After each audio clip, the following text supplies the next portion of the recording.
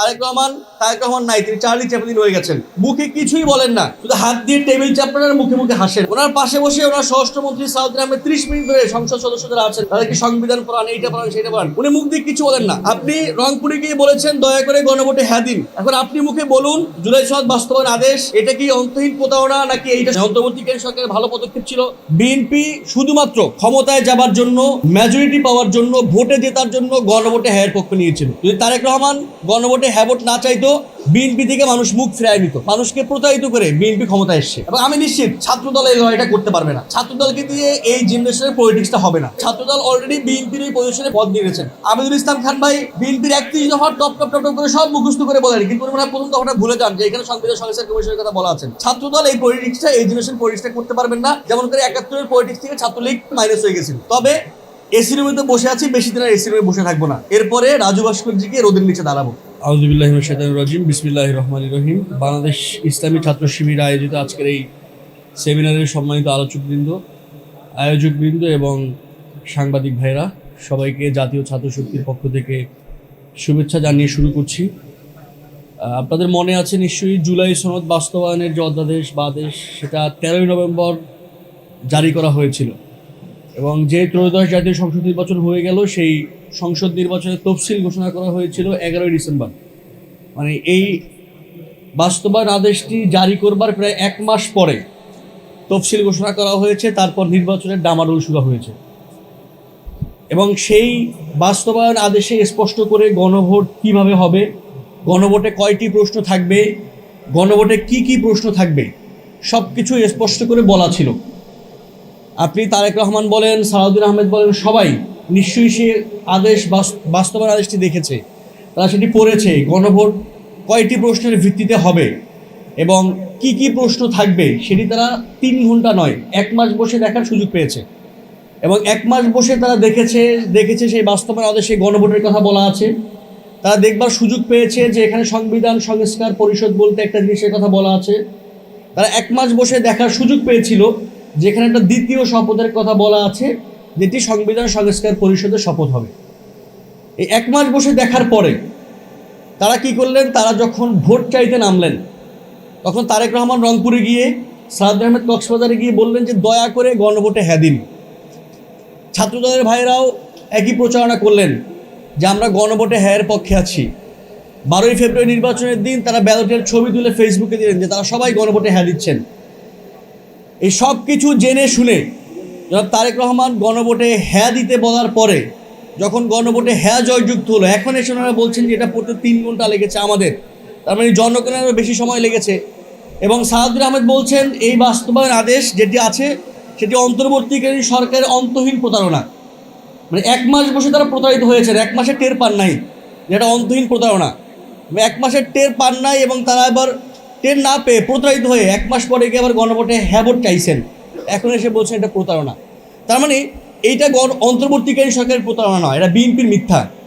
BNP শুধুমাত্র ক্ষমতায় যাবার জন্য, মেজরিটি পাওয়ার জন্য, ভোটে জেতার জন্য গণভোটে হ্যাঁ পক্ষ নিয়েছিল।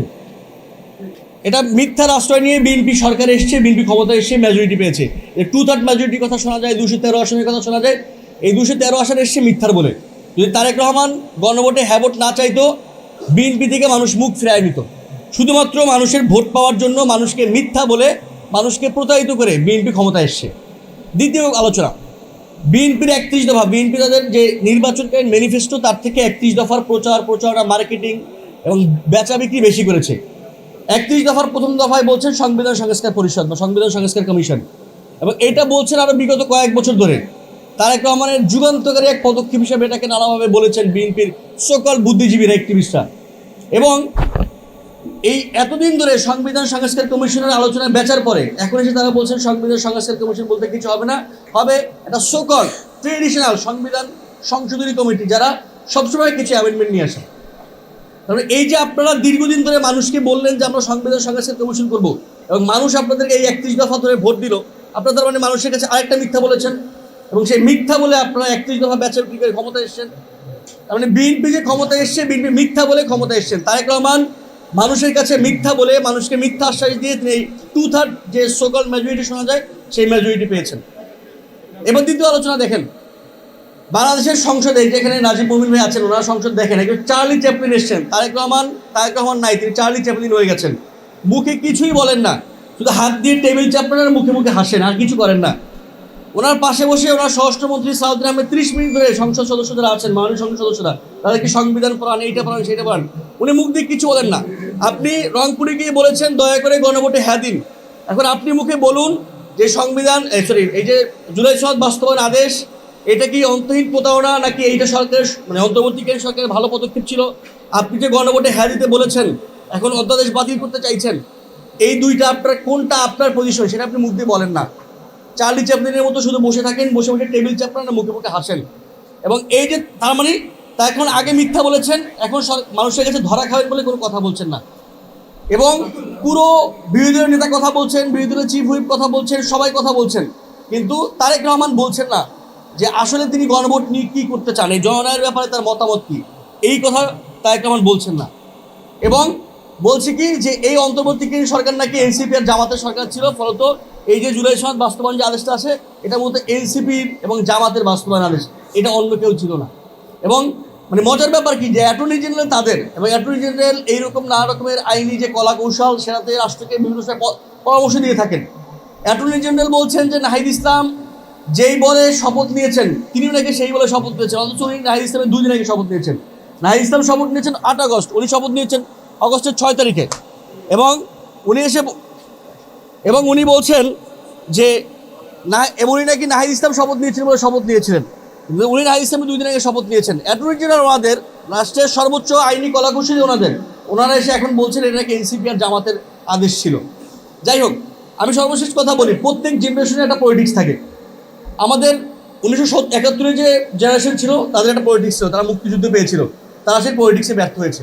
তারা 71 পরে 72 যে সংবিধানটি রচনা করেছে, এই সংবিধানে একমাত্র মুজিববাদীরা, শুধুমাত্র ন্যাপ থেকে একজন ছিল ভাষায়, মানে ন্যাপ থেকে একজন ছিল মোজাফফর আহমদ, এখান থেকে সুরঞ্জিত সেনগুপ্ত, বাকি সবাইকে বাদ দিয়ে একটা সংবিধান করেছে। সেই সংবিধান করবার মাধ্যমেই ওই জেনারেশন তাদের পলিটিক্সকে নষ্ট করেছে। 90 জেনারেশন গণ অভ্যুত্থানের মাধ্যমে যে অবাধিত সুযোগ পেয়েছিল, তারা সেটাকে নষ্ট করেছে। আমরা এই জেনারেশনের যারা আছি, আমরা এই প্রজন্মের যারা আছি, আমাদের সামনে এই জুলাই 2000 শহীদের রক্ত, হাজার হাজার মানুষের পঙ্গুত্ব আমাদের সামনে একটা পথ খুলে দিয়েছে, রাস্তা খুলে দিয়েছে, একটা এই জেনারেশনের একটা লড়াইয়ের পথ উন্মুক্ত করে দিয়েছে। এবং আমি নিশ্চিত ছাত্রদল এই লড়াইটা করতে পারবে না। ছাত্রদলকে দিয়ে এই জেনারেশনের পলিটিক্সটা হবে না, কারণ ছাত্রদল অলরেডি বিএনপির এই পজিশনে পথ দিয়ে গেছেন। আমিনুল ইসলাম খান ভাই বিএনপির 31 দফা টপ করে সব মুখস্থ করে বলেন, কিন্তু উনি মনে প্রথম দফাটা ভুলে যান যে এখানে সংবিধান সংস্কার কমিশনের কথা বলা আছেন। তার মানে ছাত্রদল এই পলিটিক্সটা, এই জেনারেশন পলিটিক্সটা করতে পারবেন না। যেমন করে 71-এর পলিটিক্স থেকে ছাত্রলীগ তারা ভুল পলিটিক্স করেছিল, মাইনাস হয়ে গেছিল। সুতরাং এই জেনারেশন পলিটিক্সটা আমাদের করতে হবে। আমরা সেই ব্যাপারে দৃঢ় প্রতিজ্ঞাবদ্ধ, সংকল্পবদ্ধ। আমরা গতকালকে আমরা যাদের ছাত্রশক্তির পক্ষ থেকে একটা গোলটেবিল বৈঠক করেছি, এখানকার আলোচকদের কেউ সেখানেও ছিলেন, আজকে ছাত্র শিবির করছে। তবে এসি রুমে তো বসে আছি, বেশি দিন আর এসি রুমে বসে থাকবো না। এরপরে রাজু ভাস্কর্যিকে রোদের নিচে দাঁড়াবো। আপনাদের সবাইকে ধন্যবাদ, আল্লাহ হাফেজ।